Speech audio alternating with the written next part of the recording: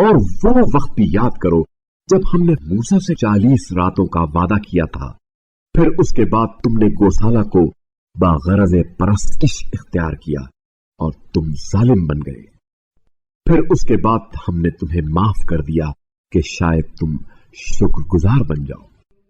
اور وہ وقت بھی یاد کرو جب ہم نے موسیٰ کو توریت، کتاب اور فرقان، حق و باطل میں امتیاز کرنے والا قانون عطا کیا تاکہ تم ہدایت حاصل کرو۔ اور وہ وقت بھی یاد کرو جب موسیٰ نے اپنی قوم سے کہا، اے میری قوم، تم نے گوسالہ اختیار کر کے یقیناً اپنے آپ پر ظلم کیا ہے، بس اپنے خالق کی بارگاہ میں توبہ کرو اور اپنے لوگوں کو قتل کرو، تمہارے خالق کے نزدیک تمہارے حق میں یہی بہتر ہے۔ پھر اس نے تمہاری توبہ قبول کر لی، بے شک وہ خوب توبہ قبول کرنے والا مہربان ہے۔ اور یاد کرو وہ وقت جب تم نے کہا، اے موسیٰ، ہم آپ پر ہرگز یقین نہیں کریں گے جب تک ہم خدا کو علانیہ نہ دیکھ لیں۔ اس پر بجلی نے تمہیں گرفت میں لے لیا اور تم دیکھتے رہ گئے۔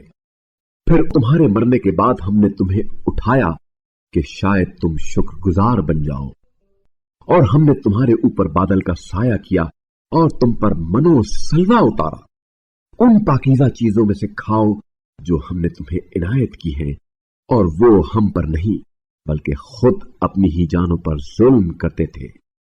اور وہ وقت یاد کرو جب ہم نے کہا تھا، اس بستی میں داخل ہو جاؤ اور فراوانی کے ساتھ جہاں سے چاہو کھاؤ، اور شہر کے دروازے میں سجدہ کرتے ہوئے داخل ہو جاؤ اور کہو، گناہوں کو بخش دے تو ہم تمہارے گناہ بخش دیں گے اور ہم نیکوکاروں کو زیادہ ہی عطا کریں گے۔